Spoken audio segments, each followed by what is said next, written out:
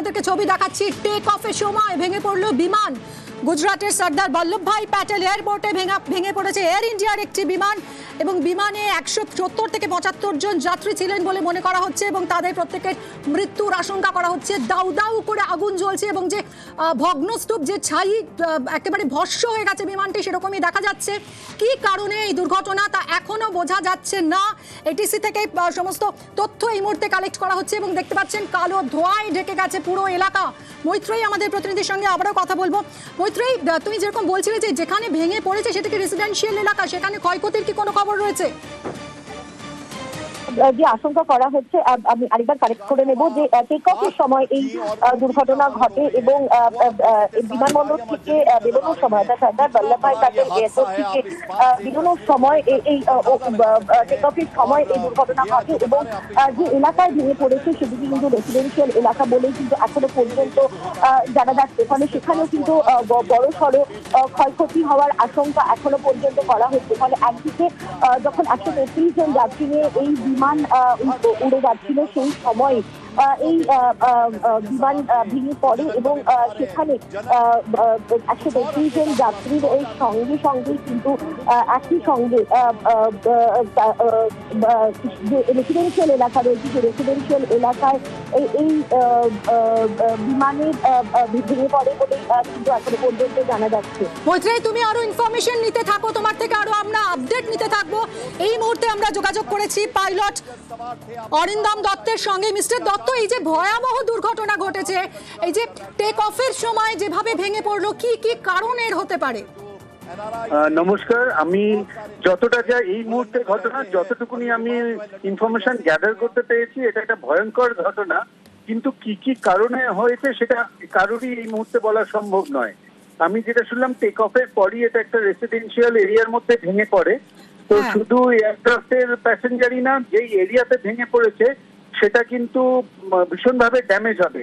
প্রথম রিজন হলো কি যে এটা দিল্লি ইন্ডিয়া থেকে লন্ডনে যাচ্ছিল ভর্তি তেল, মানে এভিয়েশন টারবাইন ফুয়েল ভর্তি। যেখানে ভেঙে পড়বে সেখানে দাউ দাউ করে আগুন জ্বলবে এবং ভীষণ ক্ষয়ক্ষতির সম্ভাবনা রয়েছে।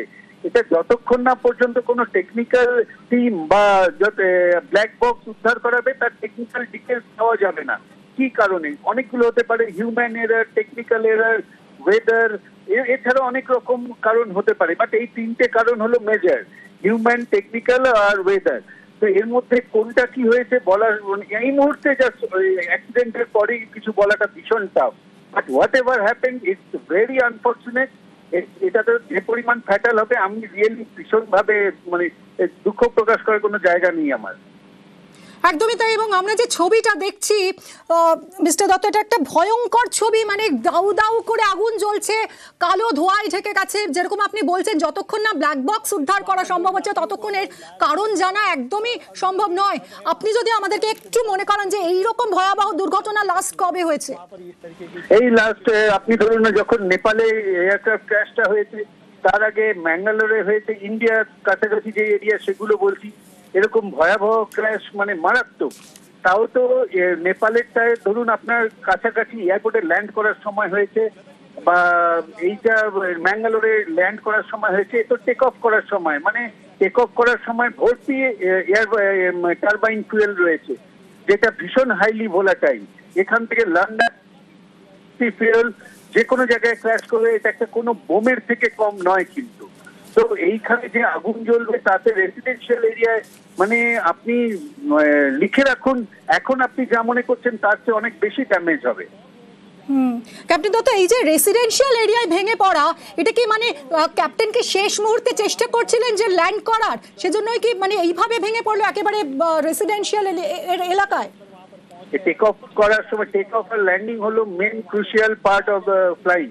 তো এখানে যখন টেক অফের সময় ব্যাপারটা হয়েছে, সবসময় পাইলট যদি এরকম কোনো সিচুয়েশন হয় একটু ফাঁকা জায়গার দিকে ট্রাই করার চেষ্টা করে।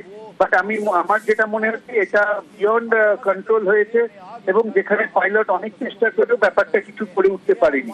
তো এটা ভীষণই আনফর্চুনেট এবং পাইলট হয়তো চেষ্টা করে যেটাকে বাইরে নিয়ে গিয়ে বাইরে কন্ট্রোল করার জন্য, কিন্তু তার এটা কন্ট্রোলের বাইরে। কারণ টেক অফের সময় টোটালি সবকিছুই একদম মিনিমাম সময় থাকে যা কন্ট্রোল করার। অনেক ধন্যবাদ আপনাকে। কথা বললাম আমরা পাইলট অরিন্দম দত্তের সঙ্গে, এবং যেরকম জানাচ্ছিলেন অরিন্দম দত্ত যে যতক্ষণ না ব্ল্যাক বক্স উদ্ধার হচ্ছে ততক্ষণ পর্যন্ত কারণ জানা সম্ভব নয়। এই ধরনের ভয়াবহ দুর্ঘটনা সাধারণত হিউম্যান এরার, টেকনিক্যাল এরার বা ওয়েদারের কারণে হয়ে থাকে। এক্ষেত্রে ঠিক কী কারণ সেটা এখনও জানা যাচ্ছে না। মৈত্রী আমাদের প্রতিনিধি রয়েছেন সঙ্গে। মৈত্রী, আর কি জানতে পারছো?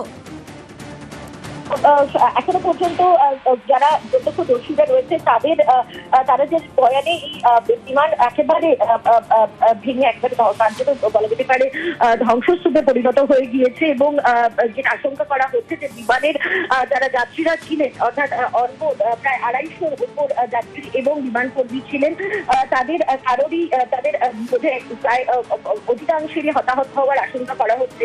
এবং আরো বিপজ্জনক বিষয় হচ্ছে যে এই বিমানটি যেখানে ভেঙে পড়েছে, অর্থাৎ যে জায়গা এবং সেটি একটি রেসিডেন্সিয়াল এলাকা, আহমেদাবাদের এয়ারপোর্ট লাগোয়া একটি রেসিডেন্সিয়াল এলাকা, এবং সেখানেই ভেঙে পড়েছে এই বিমান। ফলে সেখানেও কিন্তু বড় সড়ক ক্ষয়ক্ষতি হওয়ার আশঙ্কা করা হচ্ছে। এই মুহূর্তে ঘটনাস্থলে একেবারেই এনডিআরএফ এবং তার সঙ্গে সঙ্গে অ্যাম্বুলেন্স পৌঁছেছে, ফায়ার ব্রিগেড এসে পৌঁছেছে, কিন্তু কালো ধোঁয়ায় গোটা এলাকা ঢেকে গিয়েছে। কি কারণে এই বিমান ভেঙে পড়েছে তার বিষয় বিস্তারিত এখনো পর্যন্ত কোনো তথ্য এসে পৌঁছায়নি, কিন্তু আশঙ্কা করা হচ্ছে যে অনবোর্ড যারা ছিলেন তাদের প্রত্যেকেরই হয়তো আশঙ্কা করা হচ্ছে মৃত্যু হয়েছে। এবং প্রায় জানা যাচ্ছে সব মিলিয়ে 250 জনেরও বেশি অনবোর্ড যাত্রী এবং ক্রিউ মিলিয়ে 250-রও বেশি মানুষ ছিলেন এই এয়ার ইন্ডিয়ার বিমানে। আহমেদাবাদ বিমানবন্দর থেকে, আহমেদাবাদের সর্দার বল্লভভাই প্যাটেল এয়ারপোর্ট থেকে টেক অফ করার কিছুক্ষণের মধ্যেই লন্ডনের উদ্দেশ্যে যাচ্ছিল এই বিমান, এবং টেক অফ করার কিছুক্ষণের মধ্যেই এই বিমান ভেঙে পড়ে এবং তীব্র আওয়াজ এবং তার সঙ্গে কালো ধোঁয়ায় গোটা এলাকা ঢেকে যায়।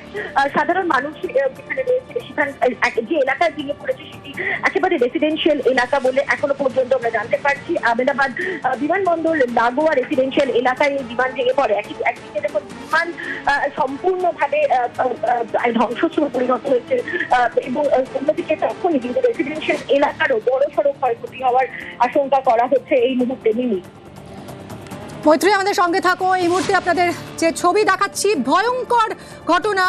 আহমেদাবাদ এয়ারপোর্টের খুব কাছেই, একেবারে ঢিল ছোড়া দূরত্বে বলা যায়, ভেঙে পড়লো যাত্রীবাহী বিমান, এয়ার ইন্ডিয়ার এই বিমান। 250-রও বেশি ছিলেন যাত্রী এবং ক্রু মিলিয়ে, 250-রও বেশি ছিল সংখ্যাটা। এবং যেভাবে একেবারে ধ্বংসস্তূপে পরিণত হয়েছে বিমানটি, তাতে আর কারো বেঁচে থাকার আশা করছেন না কেউই। আশঙ্কা রয়েছে যে হয়তো মৃত্যু হয়েছে, কারণ একেবারে রেসিডেন্সিয়াল এলাকায় ভেঙে পড়েছে এই বিমান। সেক্ষেত্রে মৃত্যুর সংখ্যা আরও বাড়তে পারে বলে আশঙ্কা।